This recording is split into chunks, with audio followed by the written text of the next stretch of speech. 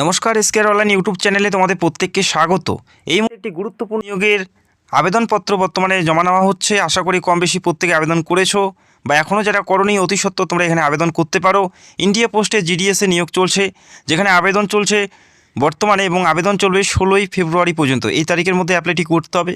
তো ভিডিওটি সম্পূর্ণ দেখো, যারা অ্যাপ্লাই করেছো এবং যারা করোনি তারাও ভিডিওটি সম্পূর্ণ দেখো। এই ভিডিওতে অনেকেই তোমরা প্রশ্ন করো যে কত পার্সেন্টেজ নাম্বার পেলে আমরা সুযোগ পাবো এবং যারা কম নাম্বারে মাধ্যমিক পাস করেছে তাদের জন্য কতটা সুযোগ থাকবে। ভিডিওটি সম্পূর্ণ দেখ।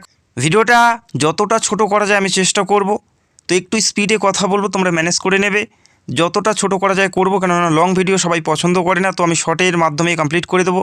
তো ভিডিওটি সম্পূর্ণ দেখো। একটি গুরুত্বপূর্ণ নিয়োগ, যেখানে বর্তমানে আবেদন চলছে। 16ই ফেব্রুয়ারির মধ্যে তোমাদের আবেদনটি করতে হবে। আবেদন করার জন্য শুধুমাত্র 100 টাকা অ্যাপ্লিকেশন ফি দিতে হবে যারা জেনারেল এবং ওবিসি মেল প্রার্থী। বাকি যারা ফিমেল প্রার্থী, ফিমেল যে কোনো ক্যাটাগরি থেকে অ্যাপ্লাই করতে পারো, কোনো চার্জেস দেওয়ার প্রয়োজন থাকছে না। পাশাপাশি এসসি এসটি যারা রয়েছে মেল এবং ফিমেল, তাদের ক্ষেত্রেও কোনো অ্যাপ্লিকেশন ফি দেওয়ার প্রয়োজন থাকছে না। শুধুমাত্র যারা জেনারেল এবং ওবিসি মেল প্রার্থী তাদেরই 100 টাকা অ্যাপ্লিকেশন ফি দিতে হচ্ছে। মাধ্যমিক পাস থাকতে হবে, আর অবশ্যই মাধ্যমিকে ম্যাথ এবং ইংলিশ সাবজেক্ট তোমাদের কম্পালসারি থাকতেই হবে। আর বেসিক কম্পিউটার নলেজ তোমাদের থাকতে হবে। অনেকেই প্রশ্ন করো যে কম্পিউটার সার্টিফিকেট কি প্রয়োজন থাকবে? না, সার্টিফিকেটের প্রয়োজন নেই, তবে বেসিক নলেজ তোমাদের থাকতে হবে এবং লোকাল ল্যাঙ্গুয়েজ জানতে হবে। লোকাল ল্যাঙ্গুয়েজ ধরো তোমরা বাংলা ভাষায় অ্যাপ্লাই করবে, সেক্ষেত্রে বাংলা ভাষা জানতে হবে। পাশাপাশি সেই সাবজেক্ট, সেই বিষয়টি অবশ্যই মাধ্যমিকে থাকতে হবে। যদি বাংলা ভাষা মাধ্যমিকে থাকে সেক্ষেত্রে বাংলায় অ্যাপ্লাই করতে পারবে। যদি হিন্দি অথবা ইংলিশ যদি থাকে মাধ্যমিকে, সেক্ষেত্রে তোমরা বাংলা ল্যাঙ্গুয়েজে অ্যাপ্লাই করতে পারবে না।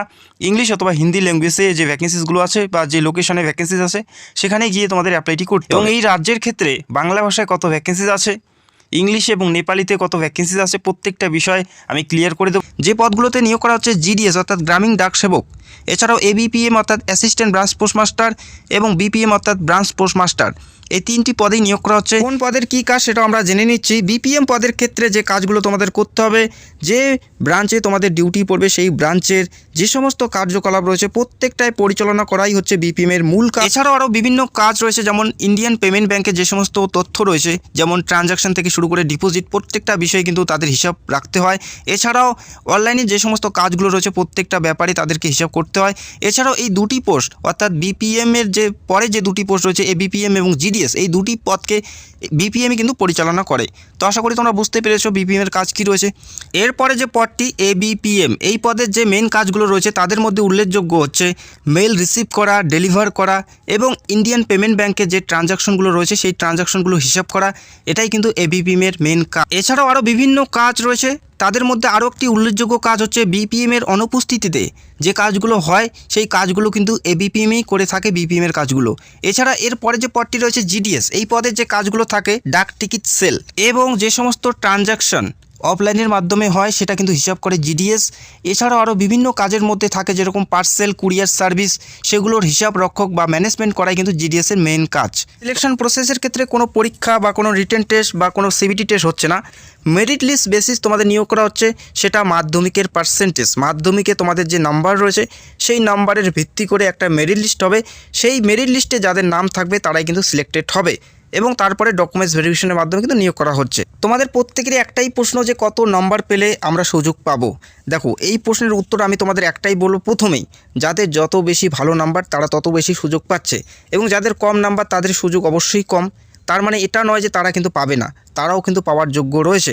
কেননা যখন তোমরা অ্যাপ্লাই করবে যে প্রিফারেন্সগুলো ইউজ করবে, ভালো করে বোঝার চেষ্টা করো। যখন তোমরা প্রিফারেন্সগুলো ইউজ করবে বাংলা ভাষার ক্ষেত্রে, ধরো তোমরা 10টা প্রিফারেন্স ইউজ করলে, 10টা প্রিফারেন্সে যে প্রার্থীগুলো আবেদন করবে প্রত্যেকজনের যে 90% নাম্বার নিয়ে আবেদন করবে তার কিন্তু কোনো মানে নেই। যারা তোমরা বাংলা ভাষার জন্য অ্যাপ্লাই করবে বাংলা ভাষায় প্রিফারেন্সগুলো দিবে, অর্থাৎ বাংলা ভাষার যে সমস্ত প্রিফারেন্সগুলো তোমরা দেখতে পাবে যখন তোমরা অ্যাপ্লাই করতে যাবে, তখন তোমরা দেখতে পাবে বাংলা ভাষার প্রিফারেন্সগুলো, তাই তো? তো তোমরা অবশ্যই বাংলা ভাষা সিলেক্ট করবে।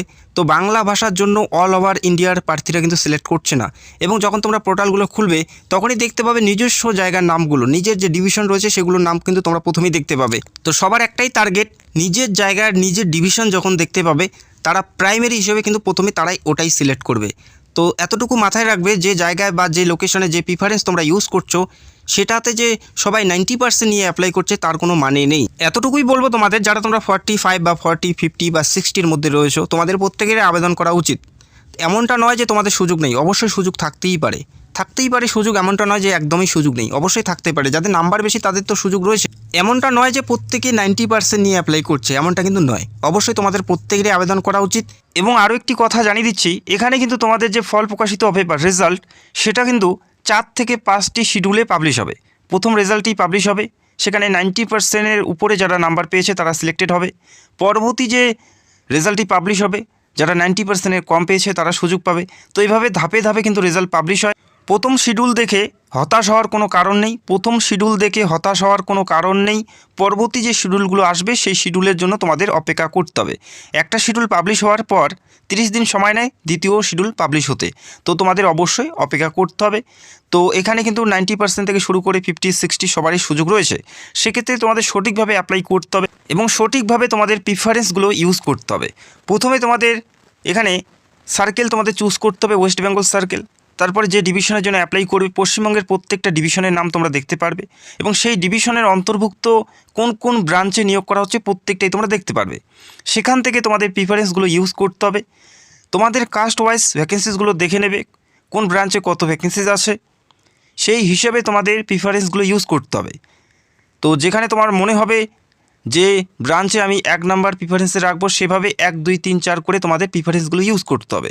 এখানে প্রচুর প্রার্থী থাকে যারা 90% নাম্বার পেয়েও সুযোগ পায় না, এবং প্রচুর প্রার্থী এমনও থাকে যারা 50 বা 60-র মধ্যে পেয়েও এখানে সিলেক্টেড হয়। তো অবশ্যই দেখে শুনে প্রিফারেন্সগুলো ইউজ করতে হবে। আশা করি কম বেশি সবাই প্রত্যেকে দেখে তোমরা প্রিফারেন্সগুলো ইউজ করেছো। যদি তোমাদের অ্যাপ্লাই করতে কোনো মিস্টেক বা ভুল হয়ে যায়, সেটা তোমরা কারেকশন করতে পারবে নির্দিষ্ট তারিখের মধ্যে, যেখানে 17 থেকে 18 ফেব্রুয়ারির মধ্যে তোমাদের কারেকশন করতে হবে। এবং যারা এখনও অ্যাপ্লাই করোনি, আমি অ্যাপ্লিকেশন প্রসেস নিয়ে ভিডিও করেছি, চাইলে তোমরা সেই ভিডিওটা দেখতে পারো। এই মুহূর্তে তোমরা দেখতে পাচ্ছ স্টেট ওয়াইজ ভ্যাকেন্সিস, প্রত্যেকটা রাজ্যের ভ্যাকেন্সিসগুলো তোমরা দেখতে পাচ্ছ, কোন সার্কেলে কত ভ্যাকেন্সিস আছে এবং কোন কাস্টে কত ভ্যাকেন্সিস আছে এবং কোন ভাষাতে কত ভ্যাকেন্সিস আছে, প্রত্যেকটাই কিন্তু এই যে নোটিশ এখানে কিন্তু মেনশন করা আছে। তো এখানে প্রত্যেকটা বিষয় মেনশন করা আছে। আমাদের রাজ্যের ক্ষেত্রে বাংলা ভাষা, হিন্দি ভাষা এবং নেপালি ভাষাতে কত শূন্যপদ আছে সেটা আমরা দেখে নেব। যেখানে মোট শূন্যপদ 28,636টি পদ রয়েছে, মেল এবং ফিমেল উভয় মিলে। তার মধ্যে আমাদের সার্কেল ওয়েস্ট বেঙ্গল থেকে যদি দেখি, ওয়েস্ট বেঙ্গল সার্কেলের ভ্যাকেন্সিস যদি আমরা দেখি, লক্ষ্য করি, দেখো ওয়েস্ট বেঙ্গল সার্কেলে বেঙ্গলিতে শুধুমাত্র বাংলাতে যে শূন্যপদ তোমরা দেখতে পাচ্ছ, সেখানে 2765টি শূন্যপদ রয়েছে বাংলা ভাষার ক্ষেত্রে।